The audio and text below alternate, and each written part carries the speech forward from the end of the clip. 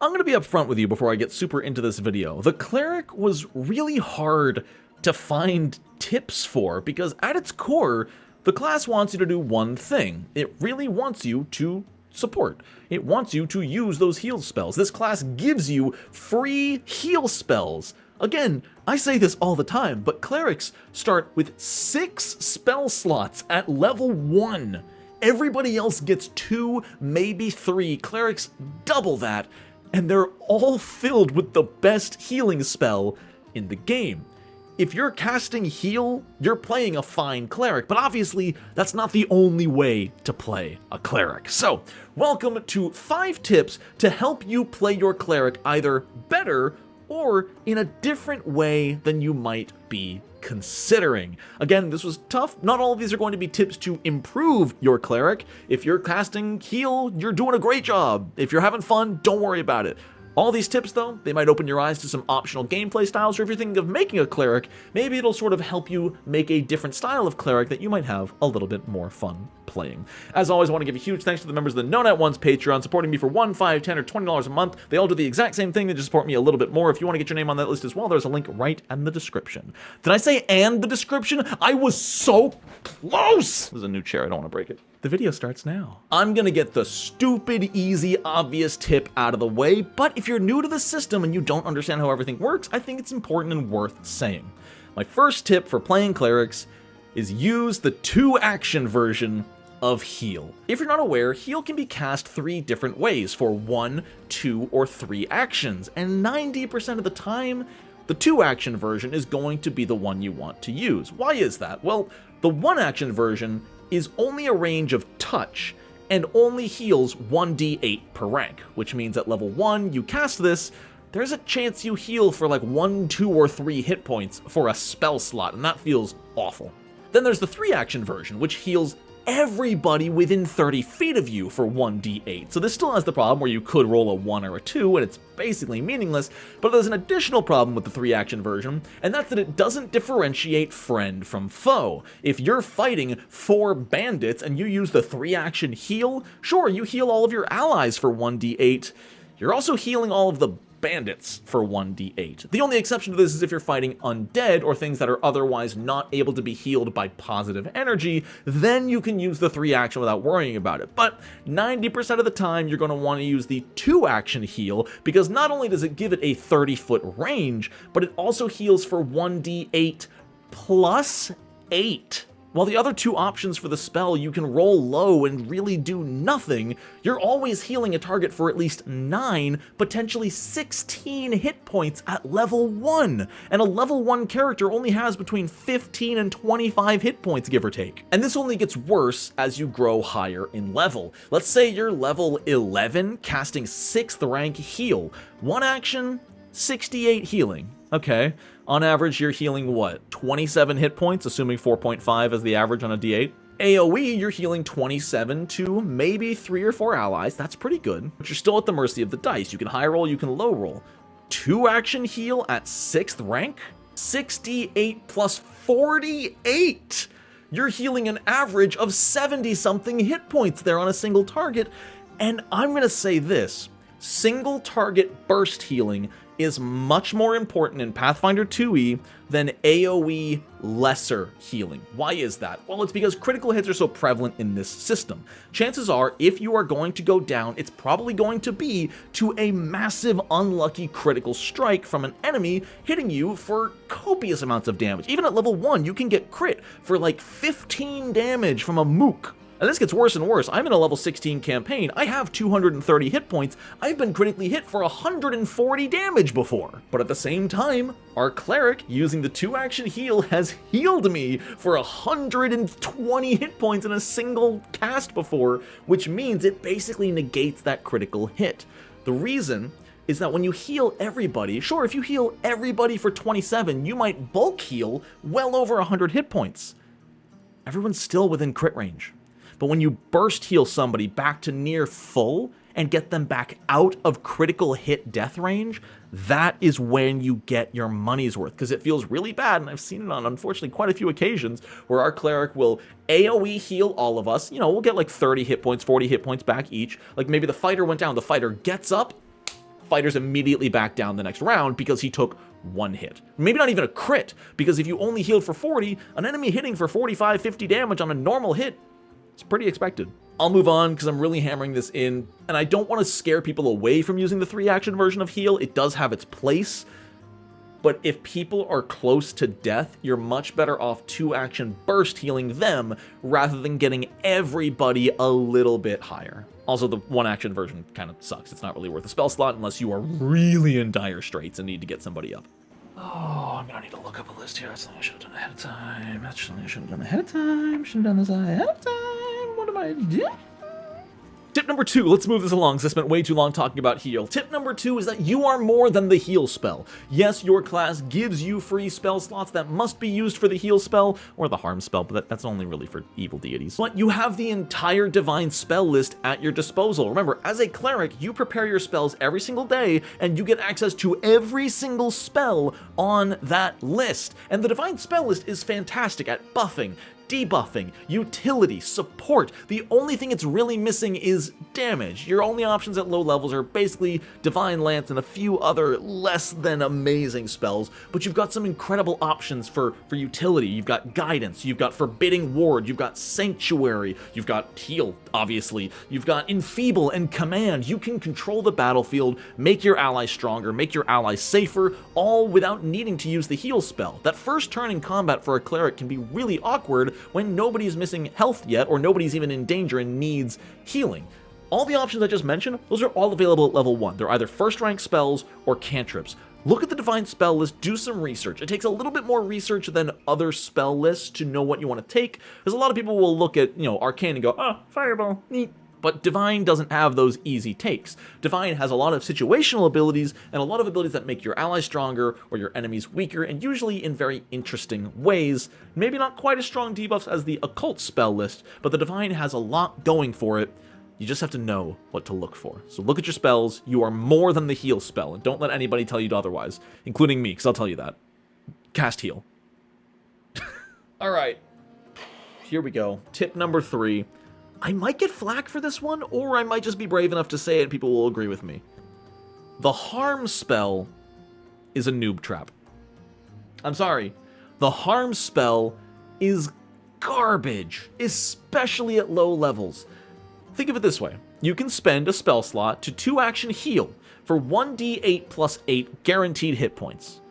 If you use the 2-action harm spell to hurt something, it only does 1d8. It still gets the 30-foot range, but it only deals 1d8 damage. It doesn't get the flat plus 8 like heal does. And just for clarity, the same goes for heal if you're using it to harm an undead. When you're dealing damage, it does not get the flat plus 8. And not only that, it targets Fortitude save, which is notoriously the highest saving throw for most monsters in the entire game. Harm is not terrible as a 1-action touch spell. 1 action for 1d8 damage on a saving throw isn't horrible because you can follow it up like with an attack roll and it doesn't affect multiple attack penalty, but you're a cleric, and especially if you're wanting to use harm regularly, you're going to want to be a cloistered cleric, so your spellcasting proficiency advances faster, because a war priest does not scale their spellcasting proficiency very well, which means their saving throw is even easier for enemies to beat. And just like the heal spell, when you use the 3-action harm spell, sure, that sounds incredible. 1d8 damage to everything within 30 feet of you as this giant void nuke? That's rad. Except it doesn't tell friend from foe. All of your allies are going to have to make that fortitude save too, and if they get hit, they're taking just as much damage as the enemies you're going to try to hurt. There is a level 6 feat that makes this better. It sucks that it's level 6, which can be really far into some campaigns. That's when you can get selective energy and you can ignore up to 5 targets with your harm. That means you and your party are now safe, and you can safely start nuking people. And if you're a cleric with the harm font, that's if you get the 4 extra spell slots to be harm instead of heal. Some deities allow that. It can be good. At mid to late game, nuke supernova harm clerics, I think, do have their place, but level 1 to 5, it is such a trap. And I feel like a lot of new players might come into the game thinking, I'm gonna play a cleric who spams the harm spell, and then they'll try using the single target, and the enemy will make their save, and they're gonna deal 2 damage with their spell slot, their limited spell slot. That's gonna feel bad, when they could have just used Divine Lance to deal 2d4. 2d4 is almost the exact same average damage as 1d8. So my big piece of advice at the end of this tip is if you're going to play a harm cleric, a cleric focused on spamming the harm spell, taking all the feats that enhance the harm spell like harming hands, either do it for a campaign you know is going the distance, maybe we'll level up a little bit faster, plans to go all the way to 20. If you're doing a 1 to 7 or 1 to 8 campaign, I would not play a harm cleric. You don't come online as a character until level 6 unless you are okay with hurting your allies, but the other option is if you're starting a campaign at a higher level. There are adventure paths out there that are like 11 to 20. I think a harm cleric would be fantastic for those as a damaging character. Just those low levels, avoid it. It's a noob trap. It sounds cool and it looks good, and especially when you read it, you might think that the 1d8 plus 8 applies to the damage and you'll get super excited. It doesn't. I hate to be the one to break that news to you, and it sucks because I love harm. I almost wish Selective Channel was a level 1 or 2 feat. I think that would have been a little bit better. Maybe it would have been overpowered to give them a 1d8 AoE that they can cast 6 times a day. It's tough. It's well balanced, but 1 to 5, avoid harm. Do no harm! There's a joke in there somewhere with doctors. I'm going to keep this next tip short and sweet. It's a little similar to the one I did in my champion guide, but don't sleep on taking archetypes from other spellcasters, especially if they're other wisdom spellcasters like the animist or the druid. After the remaster of Pathfinder 2e, Paizo removed class-specific spellcasting proficiency. What this means is that if you're a cloistered cleric and you've got master spellcasting proficiency, that applies to any other spells you pick up too. If you take the druid archetype and get basic druid spellcasting, you're still going to be casting at master proficiency. Druid spellcasting is not considered different from cleric spellcasting. The reason you want to stick to a wisdom-based caster is because unless you've pumped up something like your intelligence or your charisma on your character, your attack rolls and save DCs are all going to be a lot lower if you choose something like a wizard or a bard. I'm not saying you can't. You can definitely still make use of them, but again, similar to the champion, clerics have a lot of dead levels where you don't have any interest in any of the feats being offered to you. A lot of spellcasters actually struggle with this, and so as a cleric, don't be afraid to check out other archetypes. You can really expand your options beyond just being a heal bot if you pick up something like Druid and you can start throwing out a fireball using your same wisdom save DC. It's fantastic, and it can really expand your character, not necessarily in a tall vertical power, but in horizontal power. And that's what archetypes are all designed for anyway. They don't make you numerically more powerful, they just give you more options for more situations. And when that situation comes up, that you can use that druid archetype to throw a ball of fire into 8 enemies and they all fail their saves, you were... Now, the reason I kept that last tip so short is because I worry about how long it's going to take me to explain this next tip. I'm going to try to keep it simple, because I feel like I've been rambling a lot in this video, which is fine, because I've been having a lot of fun with it. Thank you for letting me ramble and enjoying these videos. I hope you're enjoying them. I hope you're enjoying No Nat November. It's been a blast to make. Thank you. But if you are going to play a cleric with a classic mace and shield, who's getting up in there, bonking and smiting enemies, using the feats like Channel Smite, don't play a war priest. Play a battle harbinger. A lot of you might not even know what I'm talking about, because this is a version of the cleric that was only released in the Divine Mysteries supplemental book. Let me explain. The battle harbinger gets the same weapon proficiency progression as every other martial in the game. You'll keep up with the ranger, the barbarian, you're keeping up with everybody but the fighter and the gunslinger. That's already incredible. So you can be in there, you can be using abilities. The problem with the war priest is their weapon progression is a lot slower. In fact, they don't get past expert proficiency with any weapons. Sorry, strike that. They get master proficiency with their deity's preferred weapon at level 19. So if you really want to be in there and use these feats, there's a lot of cool feats that let you spend a heal spell, smack an enemy, and then heal yourself for the spell without spending any extra actions. That's super cool. But if you're playing a war priest in the mid to late game and your accuracy is low, when you miss those attacks, you also lose the spell. The battle harbinger actually gives the cleric the ability to accurately and regularly hit those attacks and make use of those feats. Now, the battle harbinger does come with some pretty big drawbacks, namely their spell amount. they go from a full caster to what's known as a bounded caster, meaning they only get 4 spell slots per day and only 2 each of their highest available rank and the rank below them. If you're level 7, you get 2 4th rank spells and 2 3rd rank spells. You don't even get to cast 1st or 2nd rank spells anymore. You can still upcast them with the available slots, but you are, for most intents and purposes, an attacker, a physical attacker, which if that's what you're going for your character, a cleric who focuses primarily on bonking people, Battle Harbinger is perfect for that. The other big consequence is that those extra spell slots you get, those 4, 5, or 6 bonus heal or harm spells, those get converted into Bless or Bane. The Battle Harbinger's whole deal is about making use of the Bless and Bane spells to upgrade their allies and their own attack, lower their enemies' attack rolls and whatnot. It's fantastic, but you don't have the healing capabilities of a normal cleric, so keep this in mind. And just for clarity, War Priest does still have its uses, it's just a struggle. I personally believe War Priest is the least new player-friendly class option in the game, and that's because they are okay.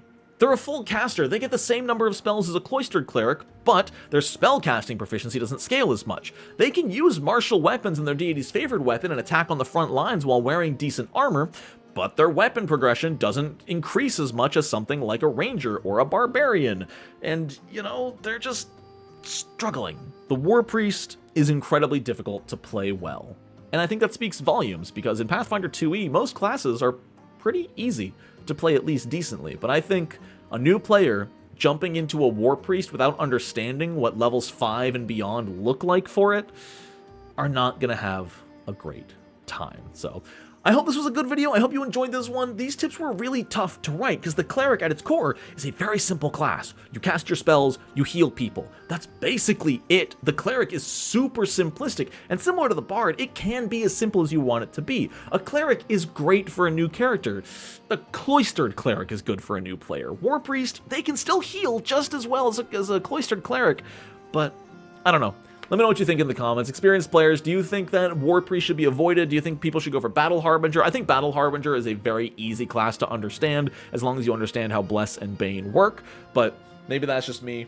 I don't know. Cleric was really tough to write for. I don't know how many times I can keep saying that. I want to give a huge shout out to all the members of the No Not Once Patreon. Once again, if you'd like to get your name on this list, there is a link in the description that you can click and pledge to help support me. I do sincerely hope you're enjoying No Not November. I am busting my hump to get these videos out. Let me tell you, it's been fun. It's been a lot of fun. I still haven't recorded the intro video that you probably saw a few days ago, but I'm really looking forward to it. I'm bulk recording a lot of this, and then I'm going to bulk edit a lot of it. And yeah, as long as I don't fall off a bridge or something, 30 videos in 30 days. Video number 3 down. Let's keep it going.